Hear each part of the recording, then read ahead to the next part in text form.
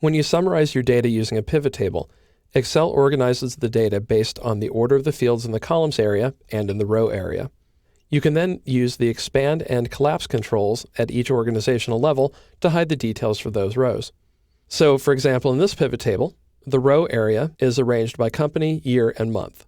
If I wanted to hide all of the details for the months within the year 2009, for example, then I could click the collapse control here beside 2009, and when I do, I just see the summary for 2009 as opposed to the individual months.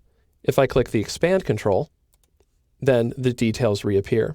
Now the months represent the lowest level of organization, so you can't hide them individually.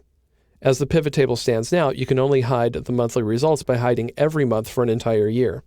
But if you do want to show or hide groups of months, you can do so by creating a group. A group is a user-defined set of rows that you can expand or collapse as desired.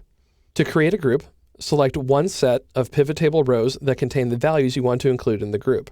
So for example, let's say that I wanted to select February, March, and April. I move the mouse pointer, which you can see here, over the left edge of one of the row labels.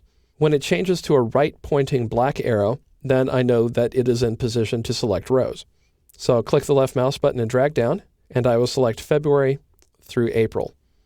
Now you'll notice that Excel is selecting February through April of 2009, and it was also selecting February through April of 2010. So regardless of which months you select, the selection would be the same for every year within the pivot table. Now, with those pivot table rows selected, go up to the Options Contextual tab, and then in the group, click Group Selection. When you do, Excel creates a custom group for those months. If you want to hide the details of that group and just see a summary, then you can click the Collapse control beside the name Group 1 and hide those details. If you want to bring them back, you can click the Expand control to bring them back. Now, the name Group 1 isn't very descriptive.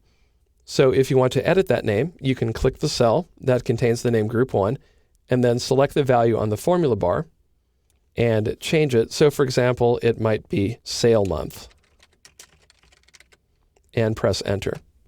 When you do, you change the value of the label.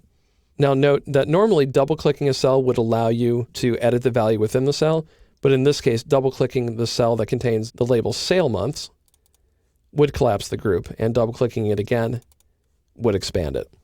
If you want to remove a group from a pivot table, in other words, to ungroup the selection, you can click the header cell, and then on the Options Contextual tab, in the Group, click Ungroup.